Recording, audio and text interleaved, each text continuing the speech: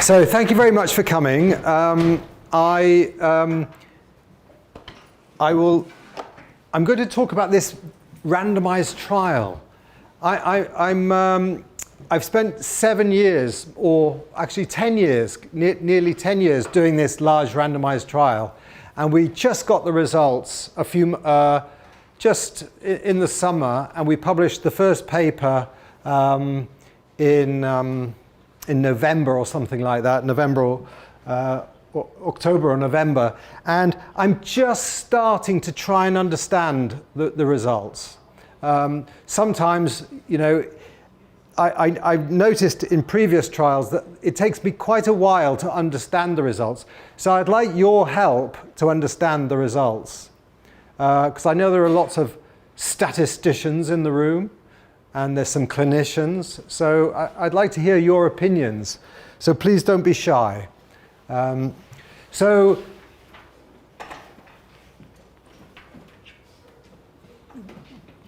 this big randomized trial, the CRASH-3 trial, follows another trial we did of there's this drug. It was invented in Japan, and it's called Tranexiamic acid, and it reduces bleeding. You know it as Tranexiamic.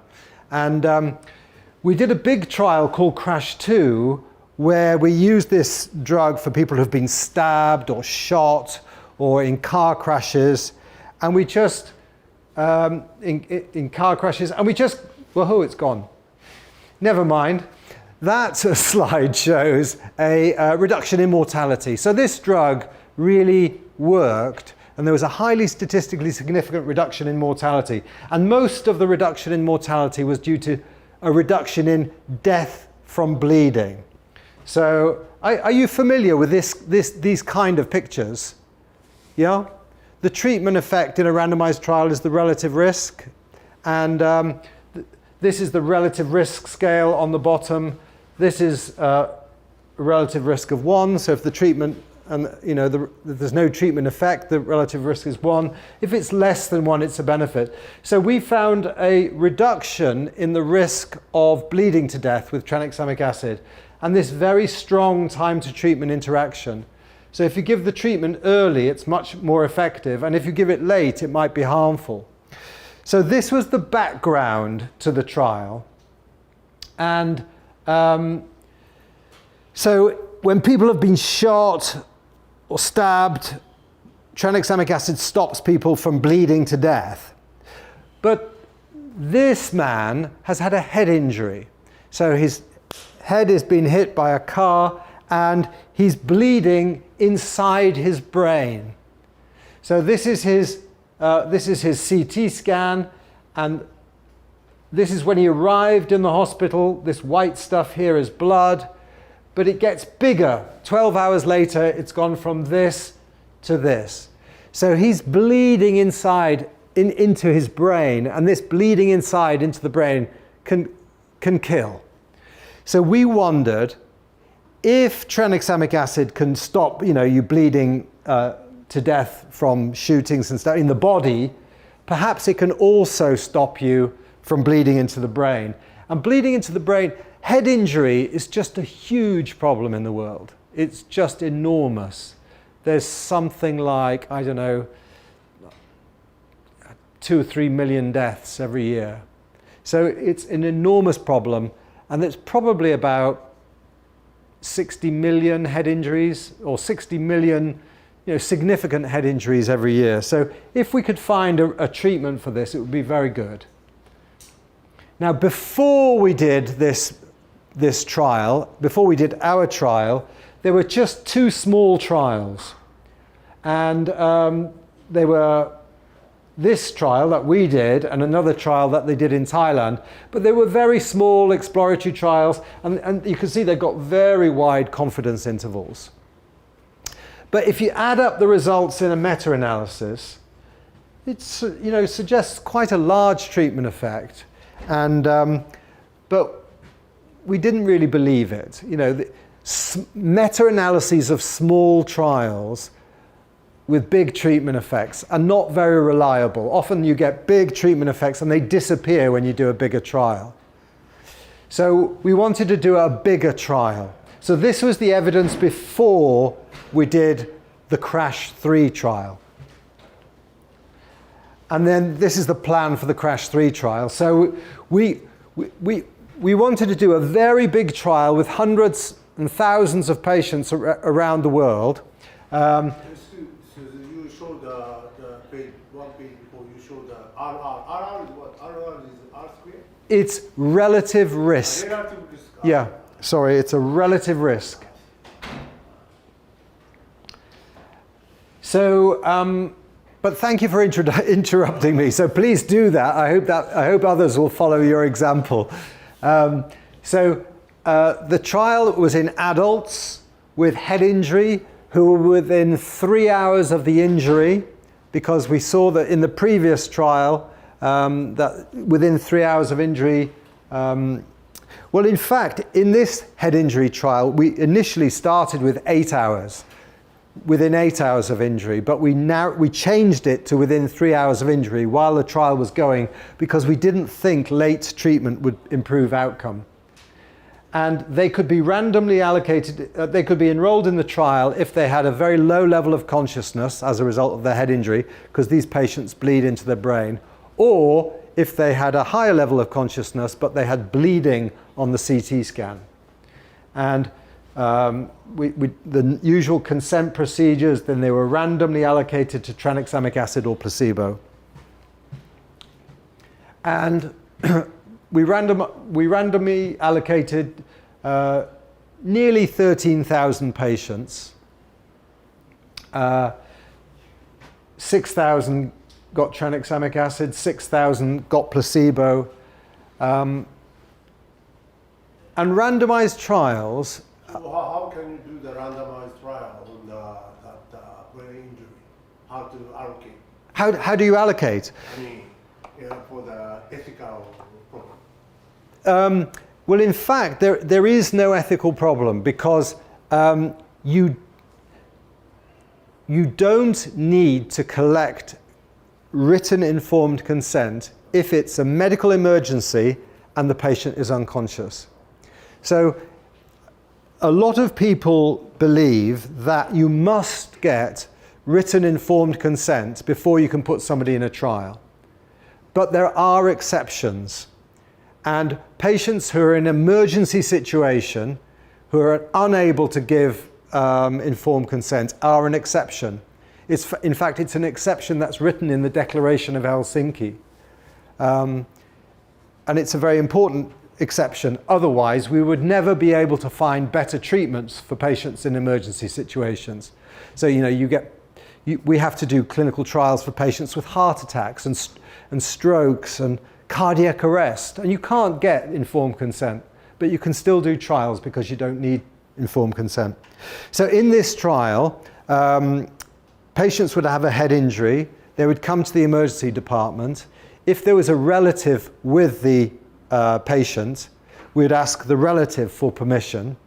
If the relative gave permission, we'd put the patient in the trial. But if they were on their own, which is often the case, if an independent doctor said, yes, it's okay to put the patient in the trial, they could be enrolled in the trial without anybody's consent. And we got permission from ethics committees to do that. So, random allocation of big numbers. So, chance and chance alone determines who goes into the two groups. It's a miracle of science, right?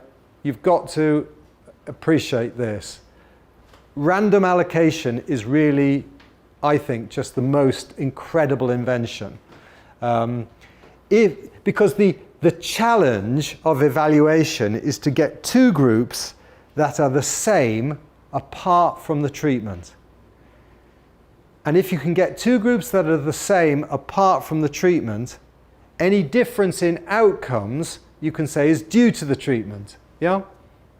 And look, these are the baseline characteristics of the patients in the two groups. And this is the severity of head injury, and it's beautifully matched. 38%, 38%, 33%, 33%, 1%, 1%. It's wonderful, right? So usually when you have a clinical trial, people show this table, baseline characteristics. And people don't pay any attention to it. They just want to get to the results. But I think they're marvelous. I think they're really special because they show the power of randomization, especially with large numbers. Now, we did notice while the trial was going that we were getting, this is called the Glasgow Coma Scale. That's a measure of how unconscious the patient is. And this is a measure of the pupil reactions. Now, the pupils, they react to light, but if the pressure builds up inside the brain, they stop reacting to light. And that means you're almost dead. You're going to, it's a very bad sign. It means that there's pressure building up inside the brain and the brain's been squashed. So we were a little bit surprised that we have so many patients with pupils that weren't reacting anymore, because this means that these patients are almost dead. And if you put patients who are almost dead or in a trial, they can't really benefit from the trial treatment, and they just dilute the treatment effect. So we were surprised by this, and so we planned an analysis that excluded patients who had this very bad prognostic sign. And then other baseline characteristics, everything really beautifully matched. So this is good. This is looking good. We've got, a big randomized trial, 2 groups of patients, well matched at baseline. How is that this histogram on the GCS? It's almost about the same, but actually in the clinical situation, it's kind of sort of peak on some GCS number. Yeah. Is that why do you? This isn't really a histogram. All this is showing is that this is the tranexamic acid group, and this is the percent of patients in these different categories. And this is the placebo group. And what I'm trying to show is that they're very well matched. That's all the only point of this slide. Yeah? At the back with a red. Question about is there any rule for the doctor to allocate the patient? I mean, you talk about randomly allocate, but we saw this result is also randomly allocate. I mean, but how you tell the doctor to allocate? How do they do it? Yeah, okay, that's a very good question. So the patient, so we have a box, right? So it's a placebo-controlled trial, right? So in the emergency department, there's a box. And in the box has only got a number on. And in the box, there's either, there are some vials, and they're either drug or placebo. And you can't tell. They're just a clear liquid. And so we have we have a bigger box that contains 8 of these smaller boxes. And so when a patient comes in, you just take the first box. The lower, they're numbered boxes, you take the first box and use that for the next patient. And then the second box for the next patient. So the doctor doesn't know, nobody knows what's in the box until the very end of the trial where we crack the code. Yeah? Does that explain it? We used to use telephone randomization, where you telephone a randomization service, and they'll say, you take some characteristics of the patients, and they say, use box number 44. But what we found that in the emergency situation, doctors didn't want to do that. Sometimes they couldn't get an outside line from the hospital. Sometimes they didn't want to pay the cost of the telephone call. So we made it simpler just by taking the next box, and it works very well. Now, in this randomized trial, so what we do is we have a protocol, and then before we crack the code, we write something called a statistical analysis plan. Yeah? we write a statistical analysis plan saying how we're going to analyze the results before we've seen the data, right? Before we've even unblinded the trial. And so we write a statistical analysis plan and we publish it in a journal. And this is to stop data-dependent analyses.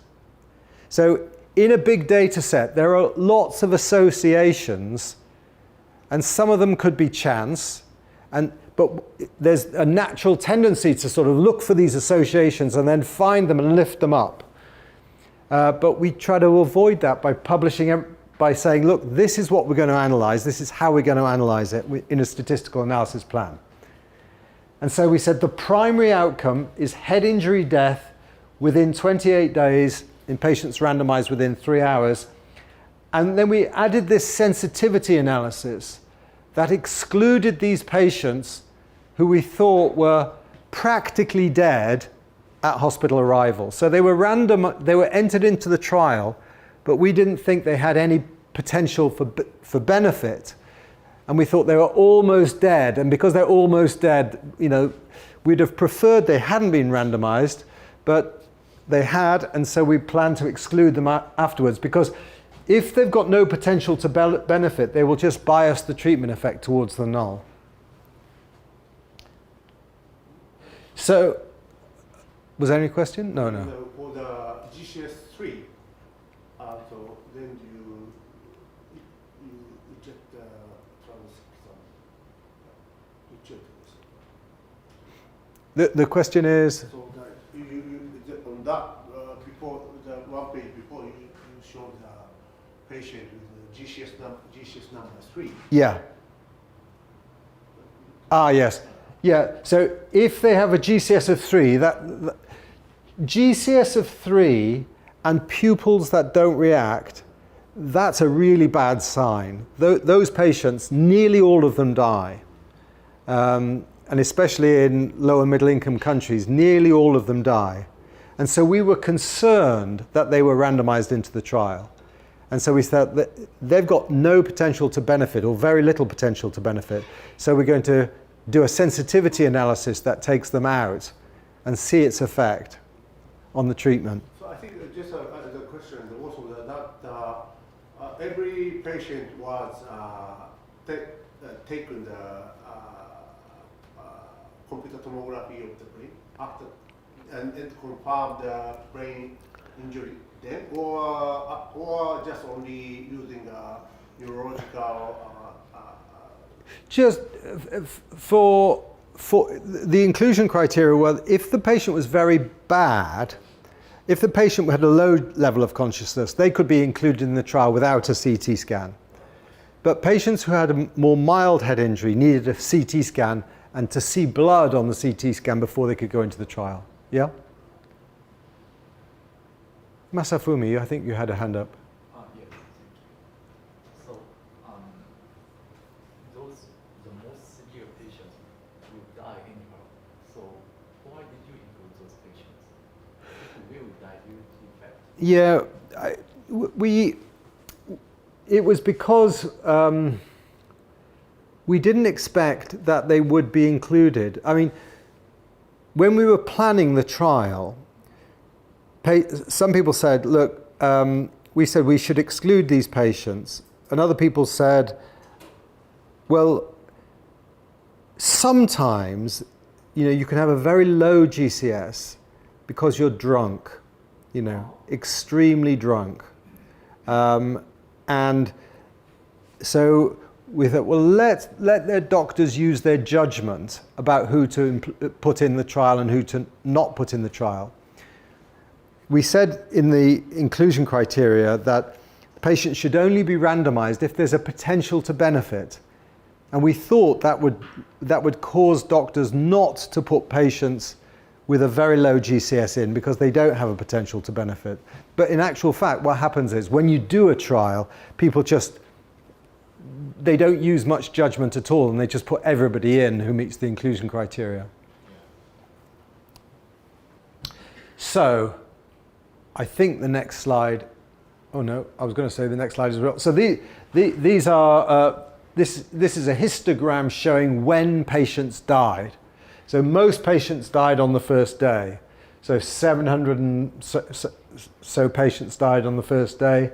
And then, so people die, really quickly.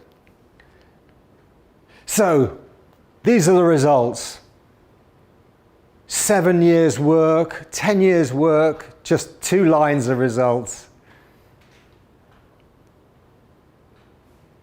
So statisticians in the room, look at those results and tell me what you think.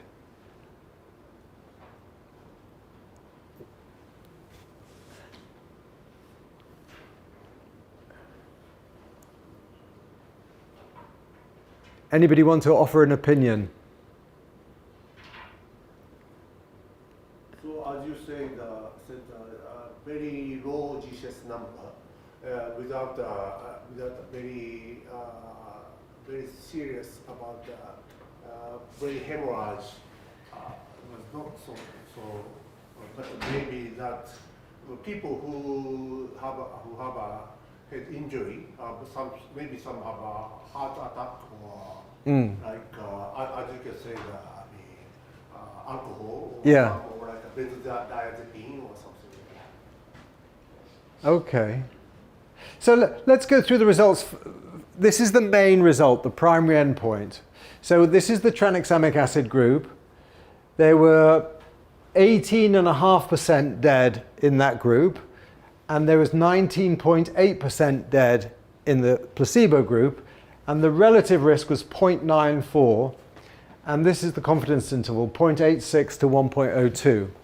And then in the sensitivity analysis, where we excluded patients that we didn't think had a potential to benefit, we had 12.5% dead in the tranexamic acid group and 14% dead in the placebo group, and a relative risk of 0.89 with a confidence interval of 95% confidence interval of 0.8 to 1.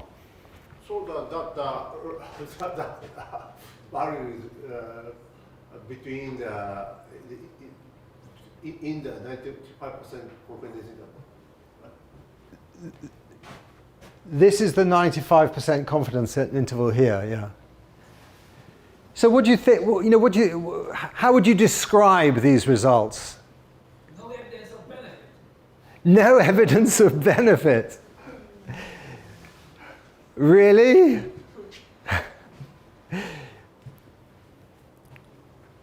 Why do you say that? I'm very interested that you say that. Is the 95 confidence interval of your primary outcome including 1.0? Ah, all right. See, I think you're wrong, and but a lot of emergency physicians would do the same thing, right? You take a result, and you immediately divide. The result is just information, and we could with information. Information, I think, is like inherently continuous, right? It's inherently continuous. And there is but lots of clinicians chop it in half and actually sort of jump and make this decision. Is it significant or is it not significant? And I think my own feeling is I think that's the wrong way to consider information. But it's exactly what the problem is turning out to be.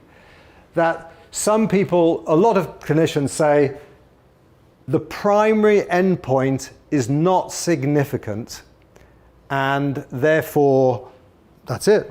We don't need to consider anything further. And also the issue, you doesn't say anything about tranexamic acid injection.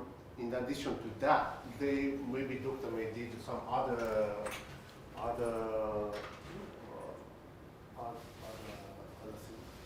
So That every patient will take the CT, GCS3. Maybe GCS3 in most cases the doctor will take a CT, but If you had a choice, who would prefer a 12.5% risk of death to a 14% risk of death? How many people would prefer a 12.5% risk of death to a 14% risk of death? Nobody? Maybe I think there must be either you have different value or maybe you're not understanding me. So which is best, a 12.5% risk of death or a 14% risk of death? Have you got a preference? I prefer 12.5%. Yeah, me too. Thank you. So 12.5% is better than 14%, isn't it? Yeah. I prefer survival without sick relief, not survival alone. Yes, no, I think that's very important. Yeah, and I have got results about that, and they're coming. But just on the face value of this, so the best estimate of the treatment effect is, let's say this is 0.9 to simplify it. It's a 10% reduction in the risk of death, right? That's the best estimate of the treatment effect, a 10% reduction in the risk of death. But it could be, it could be 20%. 20% reduction, or it could be no reduction at all. But no reduction at all, the ends of the confidence intervals are actually, they're not the most probable value. The most probable value is the point estimate. The point estimate is the best estimate of the treatment effect. And it's not the ends of the confidence interval, but it's the point estimate. And you can imagine a sort of probability distribution.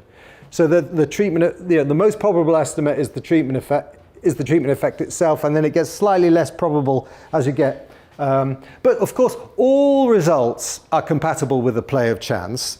And there's nothing special about a 95% confidence interval. We could have a 90% confidence interval, and this would be significant at the 90% confidence interval, or we could have a 99% confidence interval or a 99.9% confidence, and it wouldn't be. So this confidence interval, whether it's 90, 99, 95, it's all completely arbitrary, I believe. Then why did you include TCS3 and both unreactive patients? Why did we include the TCS3 and both unreactive patients? That's his question. Again. Why did we include them here? Yeah. Because that is a primary analysis. Yeah. You think we should have changed? I don't know. We maybe we should have. Yeah. Why would that made you feel happier? You insist on the sensitivity analysis result of the. Okay, we could go for this one as well. We could say that. But that's only limited efficacy. It's limited efficacy. Not a big treatment effect. Not big, not so impressive. So I think, if GCS is 3, Yeah. and also if we see the big hemorrhage in the brain, and also that position was very fatal area. So we cannot save that patient with tranexamic acid anyway. And then in the case of placebos in the emergency department, if the doctors see the CT and then the hemorrhage very serious, they just tend to use a placebo, I think. So that then so which means this data says maybe this kind of tendency we can detect, I think. Or it doesn't say anything about other control, if that other thing that properly controlled or not. All right, so I'm going to keep going. So this is what happened at the editorial stage. So the trial, the paper had gone through peer review, and then 2 editors started talking about the accepted manuscript, and he said, and they were, like you, not happy. We'd concluded that tranexamic acid reduces the risk of head injury death. And 2 editors started talking to each other, and they said, well, should it be, can we say it reduces head injury death? And then the senior editor wrote back, and you said, you're right. I'll focus on this. You're right to question this. It's only statistically effective in those with mild to moderate head injury. This is really a neutral trial, but it's been given a positive spin in the way we don't allow pharma to write. However, this is not pharma and so close to the magical confidence interval of 1. Wow, that's interesting language, right? So this is a senior editor at The Lancet, and they're talking about statistically effective. I don't know what that means, right? I don't know what statistically effective means. I don't know what a neutral trial is. And I don't know what's magical about 1, right? But this is the language that lots of people use. And this is a statistical editor, an editor at The Lancet. So we've really got this thing that it's all about hypothesis tests, isn't it? And it's all about p-values. And it's all about the arbitrary dichotomization of results into being positive or negative based on p is less than or more than 0.05. And I think this is a illness that's common in medicine, and it needs to be cured of it. But I think pathologically speaking, yeah. if the brain hemorrhage is kind of small, the tranexamic acid may prevent worsening of the hemorrhage, because tranexamic acid is the phenylates inhibitor. But if the hemorrhage is too big, so we cannot save anyway with tranexamic acid. Well, I'm going to come on to that now.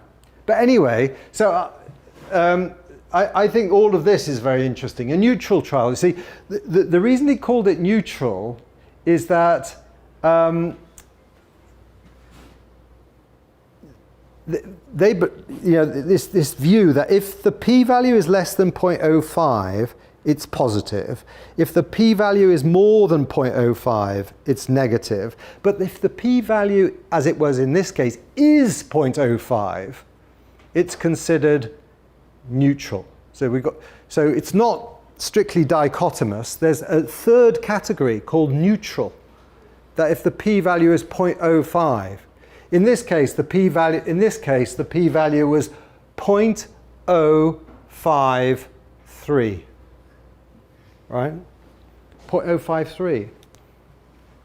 If anybody really believes that 0.053 is materially different from 0.047, for example, I don't understand it. I think this is not the way to deal with medical information, but it's the way we do.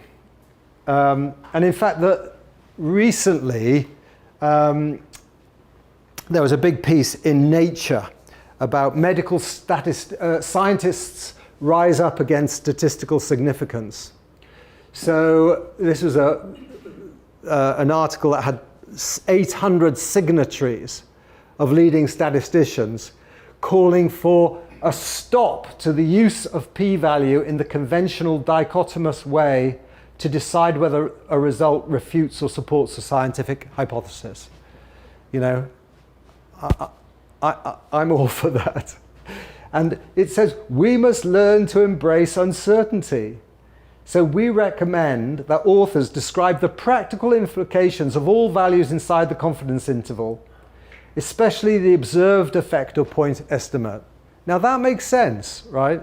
So what you're saying is like, okay, possibly, it could be that there's a 10% reduction in the risk of head injury death. Now that would be, what are the implications for that? Well, first we've got to know, are there any downsides? Is there more disability? Like Professor Furukawa suggested, could there be side effects, more disability? But if there isn't, then a 10% reduction would be rather nice.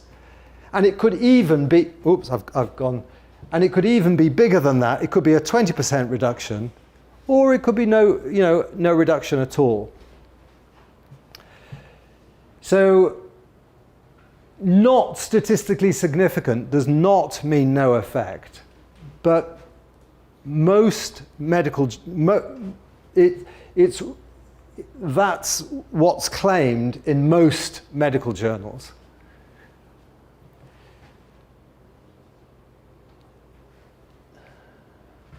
And in fact, there's been a recent statement from the American Statistical Society, American Statistical Association on, so it seems that medical statistics invented this thing, the p-value, and now it's trying to distance itself from it to some extent. Perhaps it's not trying to distance itself, but it's noticed that this concept is being abused. That people are dichotomizing results into positive or negative based on this value. So this is sticking with the primary endpoint. This was the data before the trial. In fact, if you're really interested in statistically significant results, there was one there before we even started. But I didn't believe this big treatment effect. And now we've got, these are the trials that have been done afterwards. There was our trial and another reasonably big, not as big as ours, but about 1,000 patients from Washington got the same result. And if you add these two together, but I'm not adding them with this because I don't trust small trials, but if you add these two together, you get that. It's no different. It is actually statistically significant at the less than 0.05 level, but it doesn't make any difference. The results were just the same without it. So is that, diagnosis guideline is worldwide the same? GCS3 unconscious patient, what they do? At the moment, these results are just, people are trying to figure them out and make guidelines along the way. So that process is ongoing. So, coming back, sorry, Masafumi. Oh, thank you. I'm very curious about your wording in the conclusion section. You said TXL reduces waiting days. Reduces? Waiting days. Head injury waiting days. Head injury death. Yes. So it's very assertive expression that your primary analysis was not significant, but this meta-analysis was significant. And I'm very curious why Lancet editor permits to use that very assertive expression in the conclusion. Can you understand my question? Yeah, I can, and it's because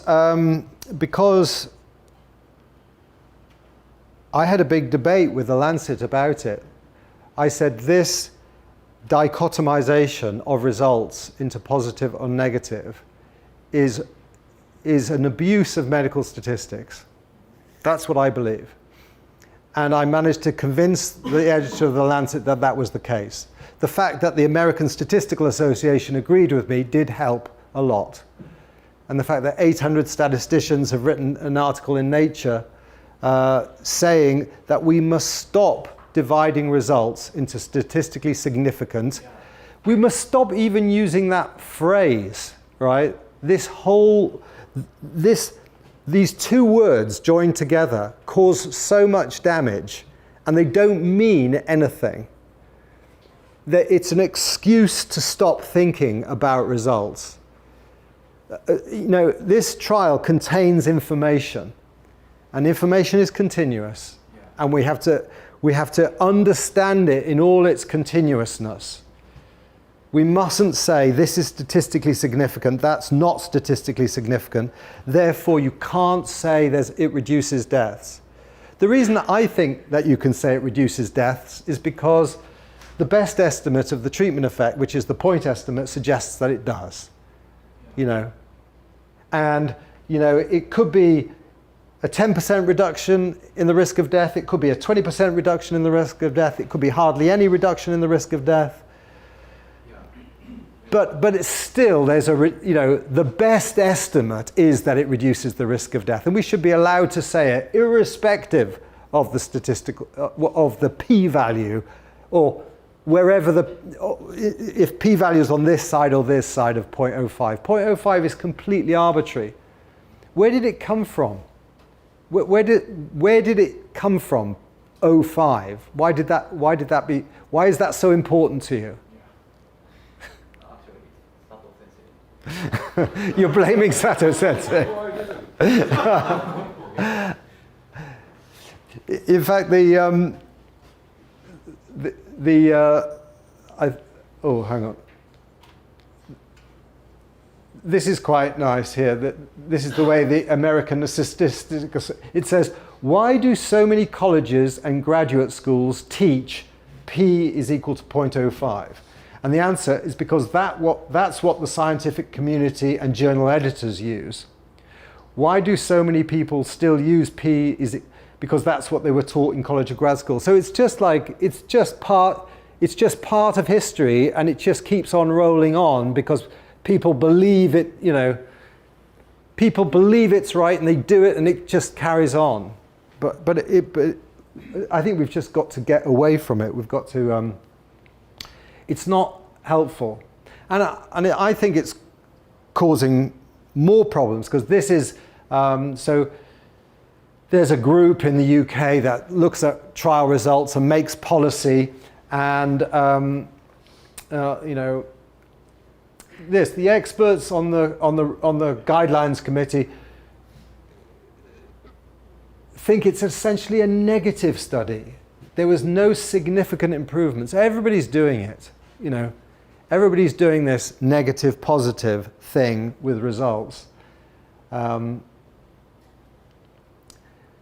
So, right, coming on to your point now, you hypothesized that the treatment would be more effective in patients with less severe injuries. And so that's what we did find. So in patients who had mild to moderate head injury, there was quite a large reduction in the risk of death. But in patients with very severe head injuries, there was very little reduction. There was no reduction at all, in fact, minuscule, tiny, but no evidence of any reduction. So now we're getting more complicated. Now we're having to look at the results and try to think, we're trying to get the meaning out of the results, So in patients with mild to moderate head injury, there was a large reduction in the treatment effect, but not in patients with severe head injury. In patients whose pupils react, there was quite a large reduction in the treatment, in the risk of death, but not in patients whose pupils did not react. So now we've got to think, well, maybe, is this, you made a hypothesis, you thought the treatment, it's a very plausible hypothesis, and there's some evidence here that supports it. But it's more complicated than that, in that in severe, if I go back a slide, patients with severe head injury didn't seem to do very well, but this is a not a pre-specified analysis. It's an exploratory analysis. That's why I've got this big warning sign down here. In high-income countries, there was some suggestion that patients with severe head injury did better, but in low and middle-income countries, they didn't. Now, maybe that's a statistical artifact, but maybe it's real. So we have to start thinking about the results, you know? We have to start to think, well, what's going on biologically inside this, you know, in this trial population? So we can see some interesting things here. In low and middle income countries, the death rate is much higher than in high income countries. Yeah? So, you know, there was 37% dead compared to 21% dead. So, you know, many more patients die in low and middle income countries. You know, poor countries, a lot of the patients were recruited in Pakistan. And I've been to hospitals in Pakistan. They're not like hospitals in Japan. They're very simple. So in this study, brain hemorrhage is only in the inside of the cerebellum, or is there any? It could be any SAH or something like that. Anywhere. In the case, in the case of the SAH,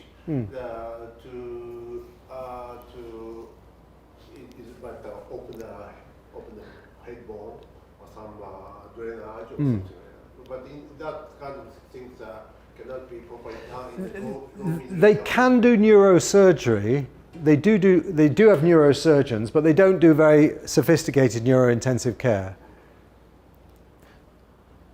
So I'll keep on going. So we thought that the treatment would be most effective when given early. And we saw this very strong time to treatment interaction in patients with mild to moderate head injury. But there was no evidence of any time to treatment interaction in severe head injury because there was no benefit. You know, if there was no benefit, then how soon you give the treatment doesn't really make any difference. But where there is a big benefit, and it's quite big, you know, the earlier treatment is better. So this is this is a sort of something that this is a way to explain a concept, right? And it's about null bias in randomized trials. And I think it's a big problem in head injury in particular. And this is my way of explaining it to clinicians. I know statisticians could get it in a very complicated way, but in a randomized trial, in our big trials, basically, you know, the relative risk is the risk of death in those who get the treatment divided by the risk of death in those who get the placebo.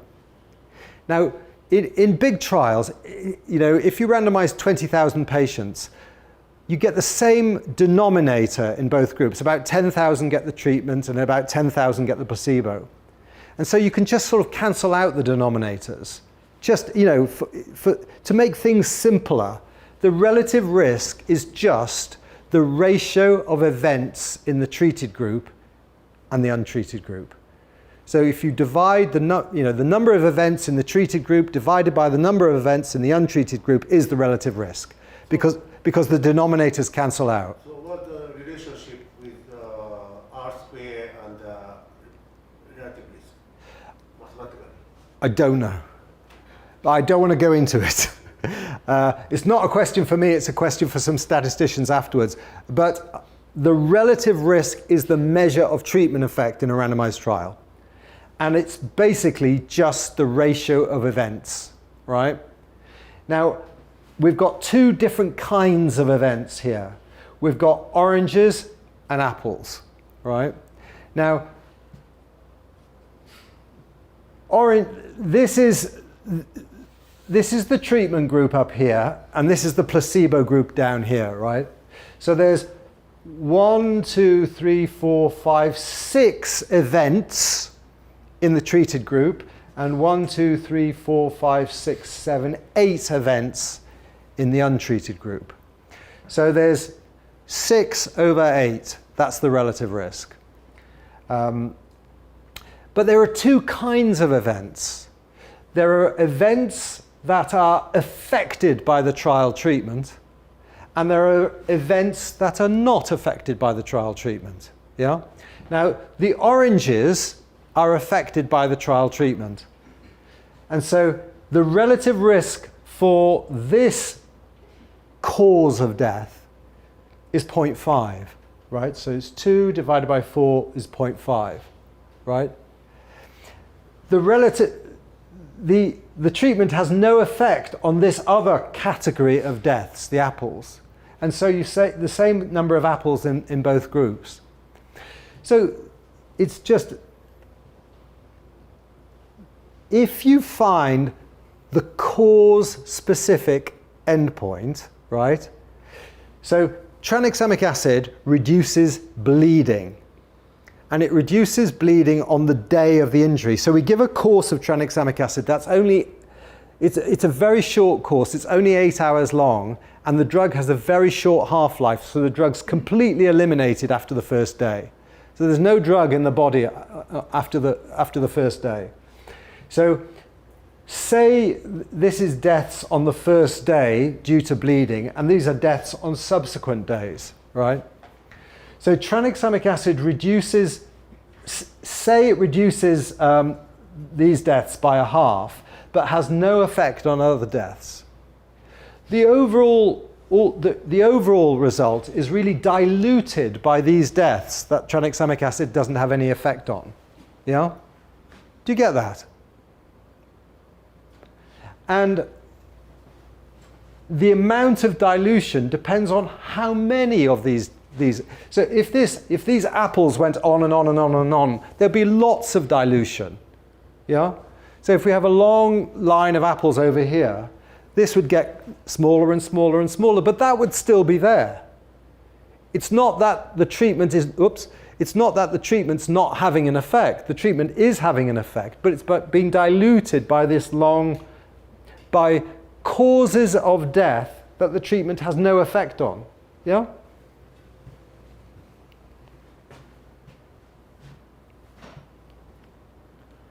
So this is the CRASH-2 trial. This is our previous big trial, 20,000 bleeding trauma patients. What we found is that the bleeding deaths are all on the first day, right? These are days from randomization. So basically, these two are within 24 hours of randomization. So nearly all the bleeding deaths are on the first day.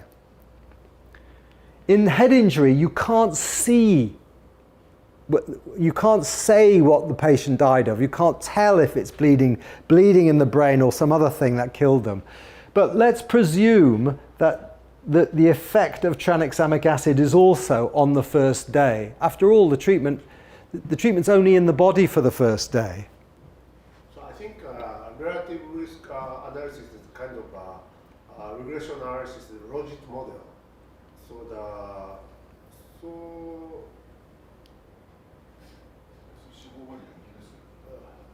Okay. Right. So this is the effect of tranexamic acid on the first day in the CRASH-2 trial, our previous trial, and the CRASH-3 trial, the head injury trial. Right? So there's a 20% reduction near enough in both. Remarkably homogeneous results, right? So we're seeing exactly the same, I think, biological effect in the CRASH-3 trial as we saw in the CRASH-2 trial. In the CRASH-2 trial, tranexamic acid reduced the risk of dying from bleeding on the first day. In the CRASH-3 trial, tranexamic acid reduced the risk of dying from bleeding on the first day, and by the same amount. This was our hypothesis. So why should the effect of tranexamic acid on bleeding death be any different in head injury?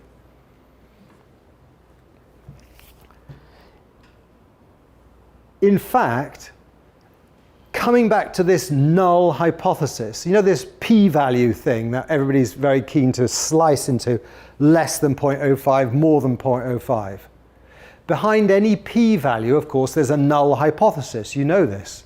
So the null hypothesis is that the treatment, there's no treatment effect. The risk of death in the two groups is the same. But I think we've got to ask, how reasonable is the null hypothesis? Bearing in mind that we know from a big trial of 20,000 patients that tranexamic acid reduces the risk of bleeding on the first day by 20%. See, I believe that the null hypothesis isn't the relevant hypothesis. That actually we shouldn't be comparing tranexamic acid with the null in head injury. We should be seeing, is it meaningfully different from what we found in the previous trial? I mean, they're both trauma trials. So, you know, patients had an injury to the body, patients had an injury to the head. You know, shouldn't the null hypothesis be that, you know, we'd expect similar treatment effects in the two situations? Conceptually, I think it's more sensible to think of the CRASH 3 trial as filling in a missing subgroup of the CRASH 2 trial. So the CRASH 2 trial had 20,000 patients. Some of them had head injuries, some of them didn't have injuries. The only thing they weren't in the trial were patients with isolated head injuries. CRASH 2 is extracranial, CRASH 3 is intracranial. CRASH 2, they had to have extracranial bleeding, but some of them also had head injuries. CRASH 3 was only head injuries. So I think these are best seen. This is a trial of tranexamic acid in trauma patients, and this is just a subgroup of this. And so the fact that we get remarkably homogeneous results is that, you know, that's what we should be asking ourselves. Are the results of the CRASH 3 trial meaningfully different, you know, from the results of the previous trial? So this is the effect on all-cause mortality within 24 hours of injury. So tranexamic acid reduces the risk of dying on the first day. But when you get to 28 days, a lot of that treatment benefit has been diluted out by causes that tranexamic acid cannot affect. So tranexamic acid affects bleeding on the first day, but it doesn't have an effect on pneumonia on day 15, or, you know, or sepsis, you know, severe sepsis on day 20. You know, it can't do anything about that. So this CRASH 2 is a subdivided group into subarachnoid hemorrhage and also the other hemorrhage of extracranial. Our primary outcome was whether patients died of their head injuries. But the thing about head injuries is that when someone who has a head injury and dies, people just say they died of their head injury. But, you know, they may have died on the first day from raised intracranial pressure, from bleeding, or they could have died on day 28 from a pneumonia. So the effect, so these are deaths on the first day in extracranial injury. These are deaths on the first day in intracranial injury. And we got exactly the same effect on deaths on the first day, the bleeding deaths. And what we got is dilution towards the null by the apples. But because we have more apples in patients with head injury, we get more dilution towards the null. And in patients with mild to moderate head injury, you don't get so much dilution towards the null. So this is mild to moderate. So severe head injuries, you know, they're very high death rates. So you get this early treatment benefits completely diluted out by late deaths. But in mild head injury, it's not, because if you don't die of bleeding on day one, you don't die of anything else. But with severe head injury, if you don't die of bleeding on day one, you only live to die from something else the next day or the day after that. Thank you. Yes, I agree with you that these results are very consistent in class 3 trial and among other trial in class 2 and class 3. Yes, I agree with that. That these are all subgroup analysis. And we are taught from Sato sensei and Fuka sensei that the results of subgroup analysis are just hypothesis generated, especially when the primary analysis is not significant. So can you say the results of these subgroup analysis are conclusive or just hypothesis generated? I don't know. I think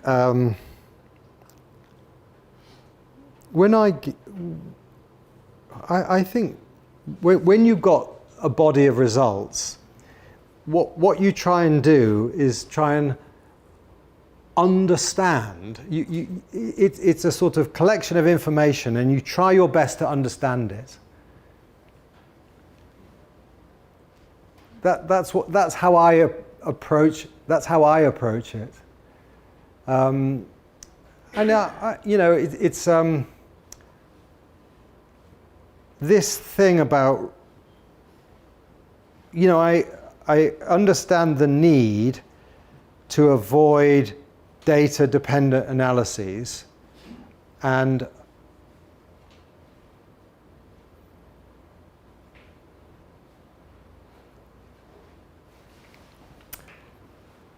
but there is important biological information in subgroup analyses as well, I think. And I think we want to learn from that. Yeah. I think you have to distinguish between the conclusion to be drawn from this single trial and also how to interpret the findings. And then the conclusion to be drawn from this single trial should follow at least the rules of the randomized control trial, which says unless you have p less than 0.05 for your predefined primary outcome, the trial is essentially negative. However, you can interpret that along with other evidence. And that is exactly what you are doing. But where did this rule for randomized trials come from? Well, FDA. FDA. Is that true? Well, originally from Fisher. But did Fisher say less than 0.05 the treatment works and more than 0.05 the treatment doesn't work? No, he didn't say that. He said that unless, well, let's forget about this 0.05 because I do essentially agree with this artificial dichotomization at 0.05, and I am basically for ditching out p values.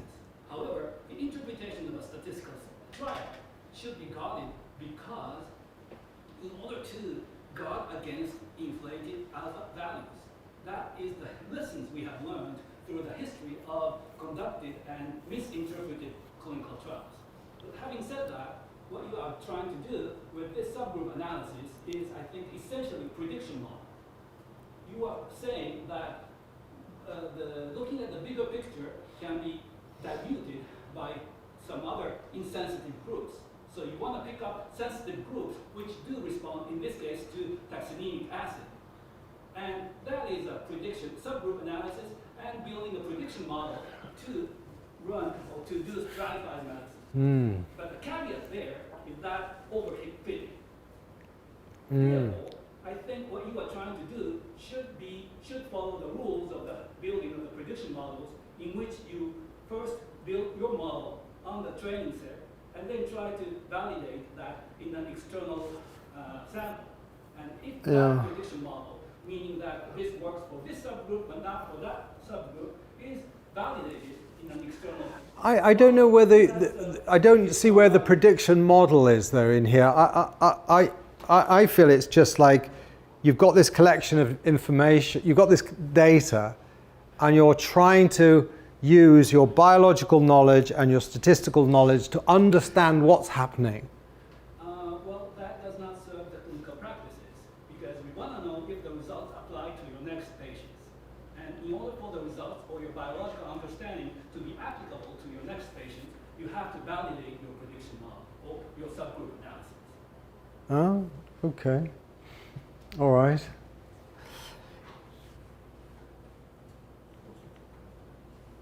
So, more results. No increase. I mean, we're worried about, obviously worried about if the treatment improves outcome. If the treatment reduces the risk of dying, perhaps it increases the risk of disability. Well, it didn't. There's no evidence of an increase in disability in the survivors. And no evidence of disability in the survivors again. And then you might be worried about side effects. And there aren't any side effects. Whether you give it, whenever you give the treatment, there was no increase in any of the side effects that we collected. So, you know, you might think, well, treatment reduces bleeding, might increase the risk of vascular occlusive events, but it didn't. So the risk of, so now we've got a situation, we've got a treatment, it's an inexpensive treatment, it seems safe. Japanese women take it every day to whiten their skin. I don't know if you know this, but a lot of Japanese women like to have skin that looks like mine.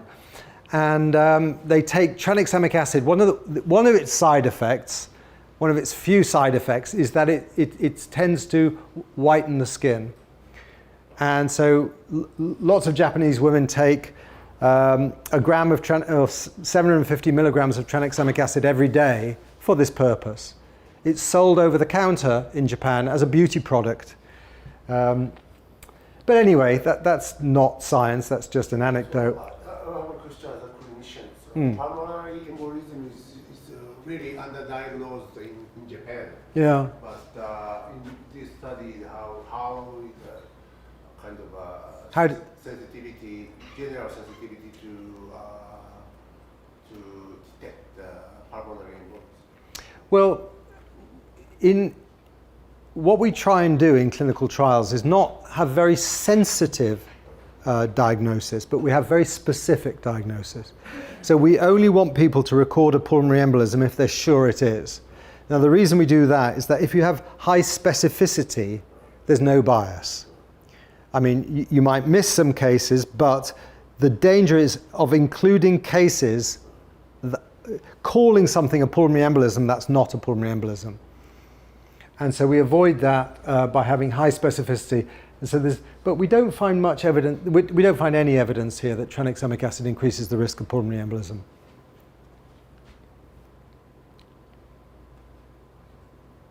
So, I was saying, we've got a treatment that's very cheap. It doesn't seem to have any side effects. And also the stroke, they say stroke is including infarction and also hemorrhage. Yeah, this is clinical stroke. Yeah, yeah. So it's an inexpensive treatment. It doesn't increase the risk of, it doesn't seem to have any obvious side effects. It reduces the risk of death by about 10%, but it could be much more. Could be as much as 20% reduction in the risk of death, or there could be very little reduction in the risk of death. But the best estimate is a 10% reduction in the risk of death. I think, well, why wouldn't you want this treatment? Why wouldn't you want it?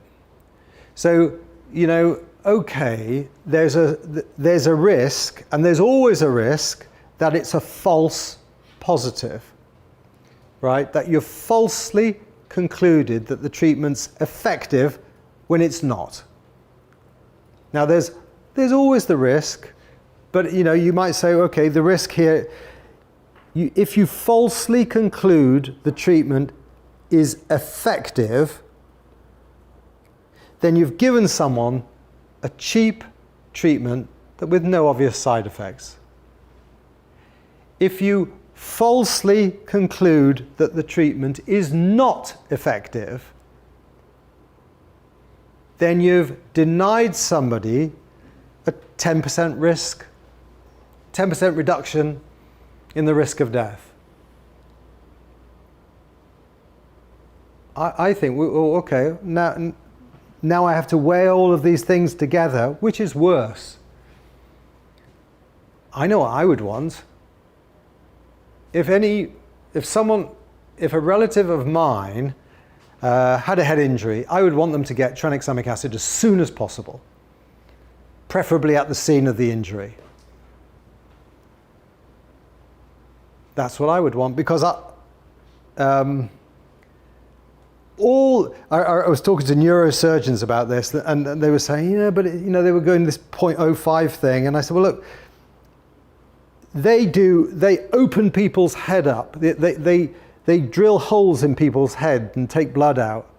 And I said, is there any evidence for randomized trials for that? No. So there's no evidence for any of the things that most doctors do to patients. And here we've got, I think we've got so much more evidence. So this is the results of the CRASH 2 and the CRASH 3 trial on head injury death within the first 24 hours. And low and middle income countries, you get slightly, people often say to me, because we do global trials, they say, oh, you're doing them in poor countries. Well, those don't apply to wealthy countries like United States and Japan, but they do apply. In fact, the treatment effects in high income countries are slightly bigger. It's not statistically significantly heterogeneous, but it's about the same. So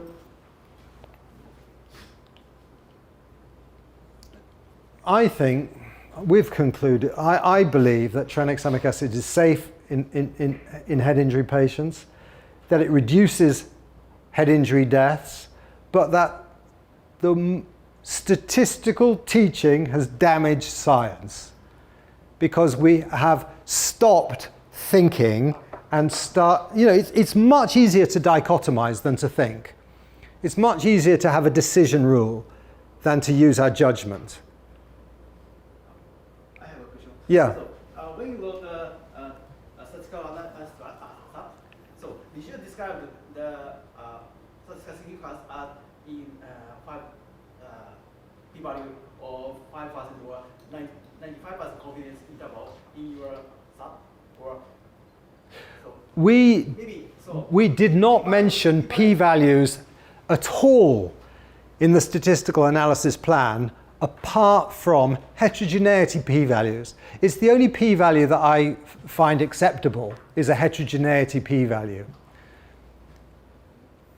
So we only talked about heterogeneity p-values. We didn't talk about p-values at all.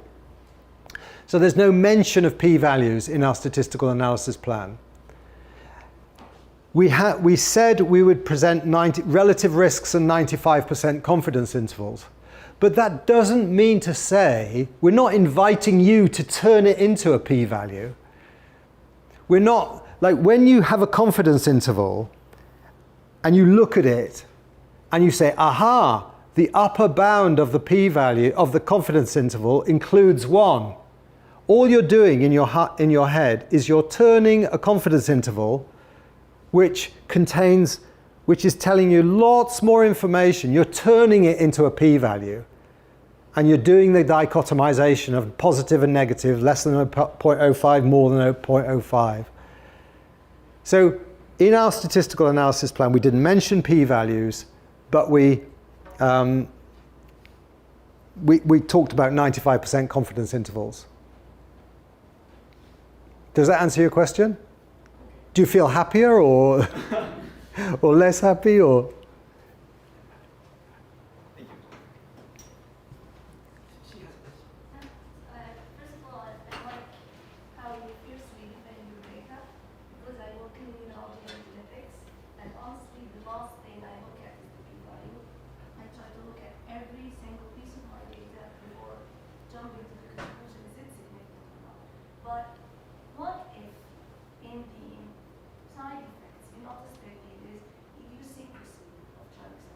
So what if, I couldn't hear that. an idiosyncrasy to the tranexamic acid, and you are not supported by the p-value now. So would you, like, now the physician will be afraid my patient might die, but I have no parameter to estimate who's going to that allergic reaction. But what if I am conducting a trial and I'm now in your position, but my drug is inexpensive but has a serious side effect? Should I go to the public and say, just give it a try, or should I just know it's a negative conclusion? No, I think if you've got a side effects, that if you've got a significant side, you know, significant to the patient, not statistically significant, if you've got evidence of a side effect, then you have to start weighing off things. You have to say, on the one hand, I've got this potential benefit, on the other hand, I've got this risk. And then you have to make judgments about, you know, the values of the, you know, the risks of the different things and the utilities of the different things. But in this case, Parameters you suggest, like, because we invent the parameters and values to help us judge. So now we are like given up on p-value. So you suggest like relying on other parameters. Or just considering it if it's the only way to judge. the American Statistical Association, I don't think they said stop using p-values, but they said stop dichotomizing on the basis of them, right? Because this p is less, stop saying that results are meaningful or not meaningful depending on this arbitrary value, this arbitrary dichotomization. That doesn't make any sense at all. You know, the null hypothesis, the p-value is the probability that if the null hypothesis is true, that you'd get a result as extreme or more extreme as this by chance alone. Now where does, and that's a number that goes anything from 1 to 0, but where does this 5% come from? It's not helpful, I don't think. And so results should not be dichotomized into positive or negative. They should be seen within the broader context of what's gone before, other trials in the area, biological insight. It all has to be brought together. And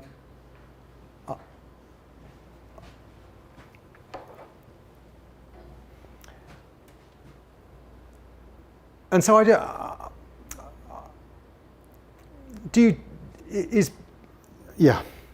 So I think statistical teaching, I think we have to learn to, we have to learn to embrace uncertainty. And we have to weigh off the different, we have to think, well, let's see, what are the consequences given the point estimate? What are the consequences given, a smaller treatment effect or a larger treatment effect? What are the implications? We have to make our judgments about that. But we have to make judgments. And I think dichotomization is a problem. Yeah. It should be that the bad statistical teaching has damaged science. Bad statistical teaching. Fair enough. I have a question about Yeah. your interpretation. Yeah. Because the Tranexiamic acid reduces the mortality within 24 hours. And then it's effective to the mild to moderate TBI patients. Yeah. I think the mild to moderate patient will live long, not death within 24 hours. Yeah. What? Can you explain? Okay. So what happens is that if you have a severe head injury, this is what I think is happening biologically. If you have a severe head injury, your bleeding in the brain can kill you on the day one. If you get tranexamic acid, it's less likely to kill you on day one. So you're more likely to survive. If you have a mild, moderate, or severe head injury, you're more likely to survive, to be alive to day 2 if you get tranexamic acid. But with any treatment, we only live to die from something else. No treatment reduces mortality. It only delays mortality because everybody dies in the end. So with tranexamic acid, you don't die on the first day. That's good. But you might die on the second, third, fourth, or fifth day. If you have a very severe head injury, you get a treatment benefit on the first day. You're more likely to survive the first day, but that doesn't necessarily mean you get out of hospital. There's a big effect on whether you get out of hospital alive. But if you have a mild or moderate head injury, if you don't die on the first day, you've got a really good chance because nothing else is going to kill you. So I feel biologically that tranexamic acid probably has the same effect in everybody. And for that reason, I would give it to everybody. Because getting a patient to survive the first day, why wouldn't I do that, I feel it's just, it's effective in everybody on the first day, but it's all diluted out. And it's, in high-income countries, you get that benefit from the first day, and it keeps the benefit because your chances of dying from something else are less. But in low-income countries, that if you have a severe head injury, you might get a treatment effect on the first day, but you're not going to get out of hospital alive because there are so many other things that are going to kill you. That's my interpretation of the results. But yeah, the lady at the back, I don't feel like I'm defending my data. I don't believe that it is a matter of defense. I'm trying to understand it. But if I really believed the treatment was absolutely useless or dangerous, that's what I would be telling you. I've got no stake in this treatment being effective or good. But I saw so many good projects and papers just thrown out because they have no p-value. Because they don't have a p-value that's less than 0.05. Yes, so I read the article since it's really amazing why it's thrown in that place because I think the author, I think the editor, I think the reviewer underestimated their work just because of the p-value. But I respect the data that it's giving. That's what I'm saying. Well, I taught a course on research integrity here last year and the year before, and I met PhD students who were devastated that they didn't have what they believed statistically significant result in their PhD because how and now are they going to get it published? And if they didn't feel they could get their PhD paper published, they didn't think they would get their PhD. And they were searching around in their data for something that was significant at the 0.05 level. And it's really bad for science. And that's what I'm saying because they gave up. They didn't try to make their data meaningful even if the other p-value is not supporting them. Yeah, I think sometimes they imagine what editors think more than what editors really think. And they get this focus on a p-value, and that leads to this sort of p-hacking, where you're searching around for a significant for a less than 0.05, and then you exclude a few patients here and a few patients there, and you get the right result. And sometimes I see the opposite. Sometimes you get the good data with the very significant p-value, but from a biological point of view, and make the context unfair. Yeah, I think it degrades our thinking, and it's really bad for science. I think that we dichotomize in this way, and that the editor of the Lancet does too. It's a neutral result, quite close to the magical number of 1. I mean, I don't know what they're talking about. But the good thing about the editor of the Lancet was that I spoke to him on the phone about it, and And he was convinced. You know, he changed his mind. So, you know, I think it's good from that point of view. Yeah. May I ask how many rounds of exchanges you had with the editors at the last? Well, it was all going very well. They sent the paper out for peer review. The paper was accepted. And it was just at the copy editing stages where there was this interchange between two editors, copy editors, and one said, "Oh, should we say this because P is not more, you know, the confidence interval includes 1. Should we say this?" And then the other editor said, "Maybe not." We'd said, tranexamic acid reduces head injury deaths. And there were 3 rounds of proofs because we want to get it all correct. The first round, the second round. In the third round, they added a word. And it said, we'd written, tranexamic acid reduces head injury deaths. And they'd add this word, might. Tranexamic acid might reduce head injury deaths.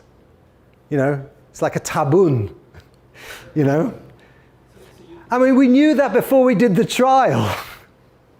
So, like, I felt, I strongly objected to the inclusion of the word might, because I thought, well, crumbs, you know, don't give me might. I knew that, but, you know, you could say that before we randomized 12,000 patients, that it might reduce head injury deaths.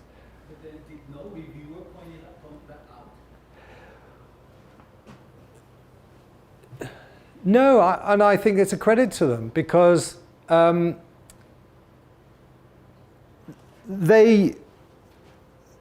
I think it's because they were more clinical, actually, that they actually saw the results more as in the gestalt, really. All right, you know, it reduces, you know, there's evidence of treatment effect in the mild to moderate, as we'd expect. We wouldn't expect much of a treatment effect in the severe head injuries because they have, you know, lots of intracranial bleeding at baseline. You know, you might say it's a subgroup analysis, our mild to moderate head injury, but it was a subgroup analysis that had, I don't know, 6,500 patients in. You know, it wasn't like, it wasn't a trivial subgroup analysis.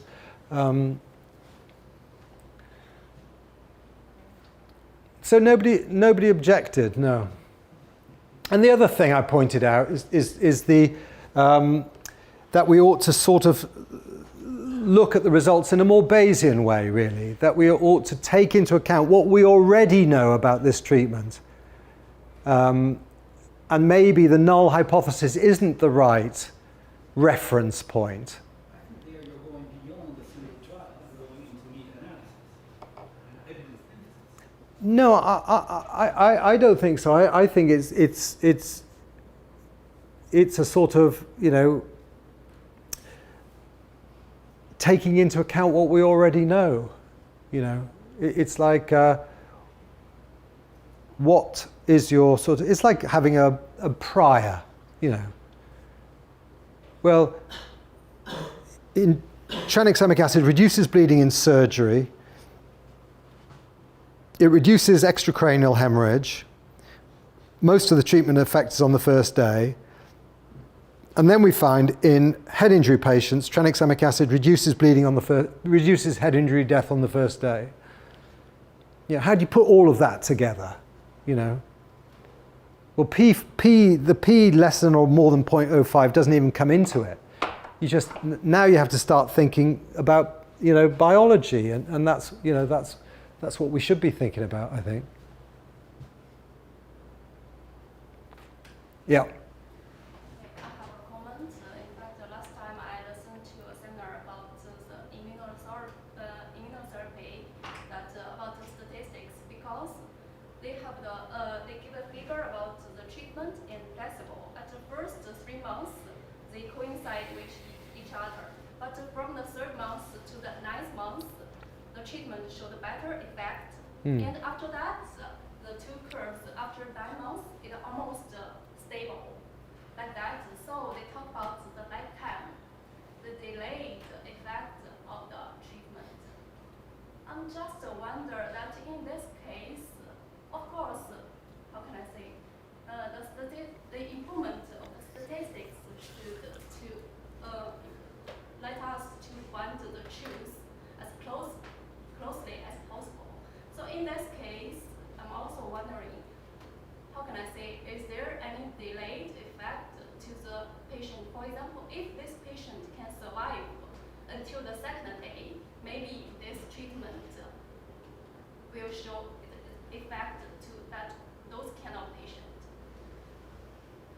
I was wondering about such kind of effect.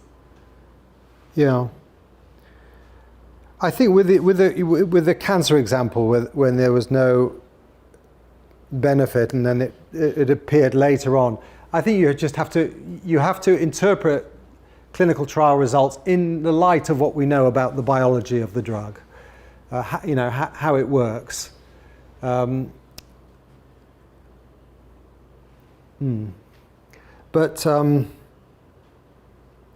in this case, I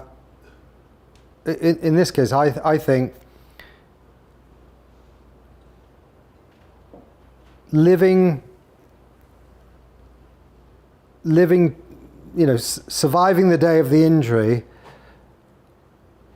I don't know why we wouldn't offer that to a patient, even though they might only die from something else. I don't know why and that was all pre-specified in the statistical analysis plan. We said the effect of tranexamic acid is predominantly on bleeding deaths. The bleeding deaths are early deaths, so we're going to look at the effect of tranexamic acid on, this is our first secondary endpoint. We're going to look at the effect of tranexamic acid on deaths within the first 24 hours. And it was exactly, it was pre-specified, it was not, speculative after the fact stuff. We found, and so if you can get the patient through the first 24 hours, well, it sort of doesn't, this is what, so supposing the late deaths are from pneumonia, right? And we haven't got good treatments for pneumonia. So if the late deaths are for pneumonia, and the lack of an effective treatment for pneumonia seems to be affecting the efficacy of tranexamic acid. So it doesn't really make sense, does it? That tranexamic acid is effective if we've got a good treatment for pneumonia, but not effective if we don't have a good treatment for pneumonia. I think you've got to isolate, you've got to go for the biological effect that you think's important. And not dying on the first day of the injury is better than dying on the day of the injury. And then we'll have to see, well, is there anything else we can do to stop them dying on the third and fourth and fifth and sixth day? But it's an interpretation.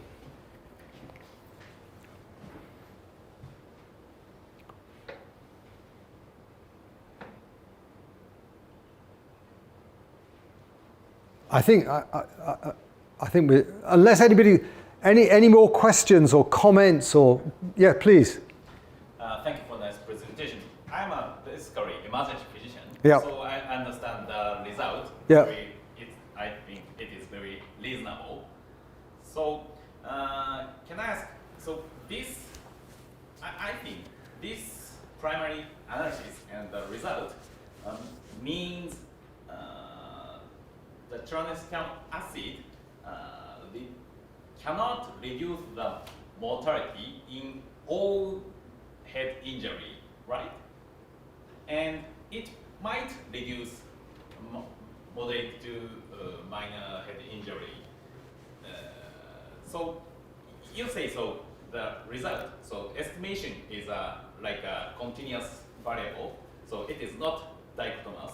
So I totally agree with it. However, the clinical trial is so answer the it cannot reduce all head injury. Is it correct? So I think. Well, I think that's the question. I mean, that's the practical question is, who do you give it to?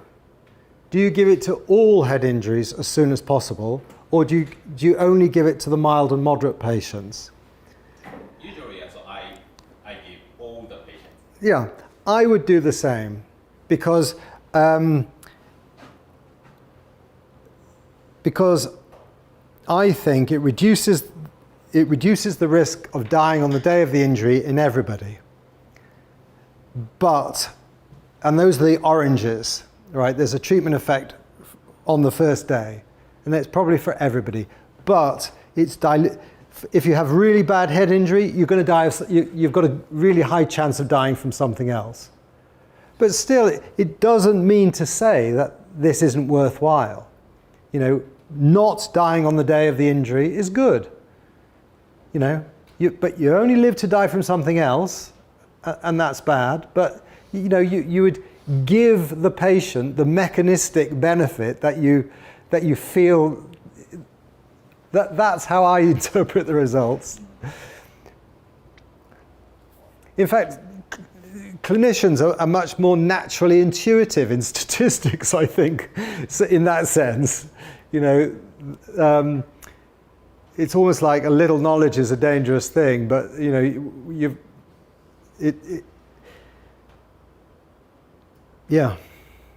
But I agree with your interpretation. Yeah, I totally agree with the understanding. So the result is continuous, so not dichotomous. Because I am an emergency patient, so I every day see the patient.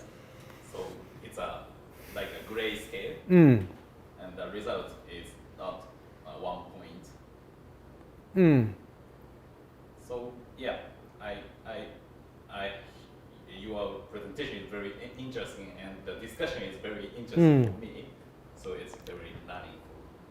Yeah, I think at the moment what's happening is that lots of different people in lots of different places are looking at the results and trying to make, okay, what does this mean? And different people are coming up with different you know, interpretations, and that's very natural. You know, yeah.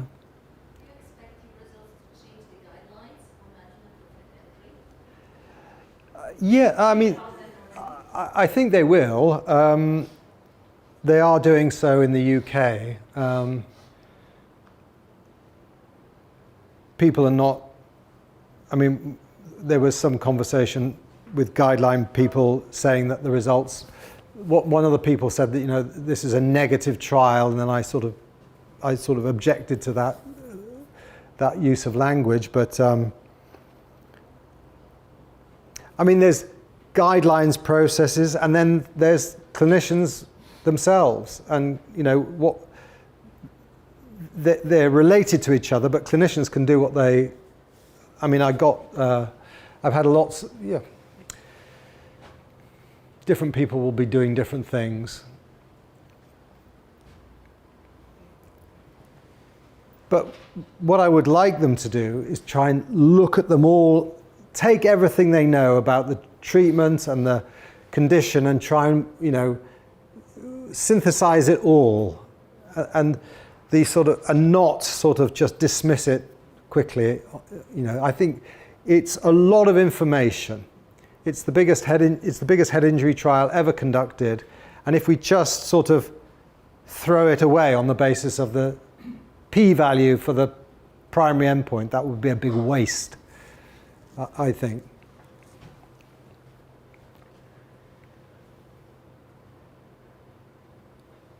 More questions? No. In that case, thank you very much for sharing.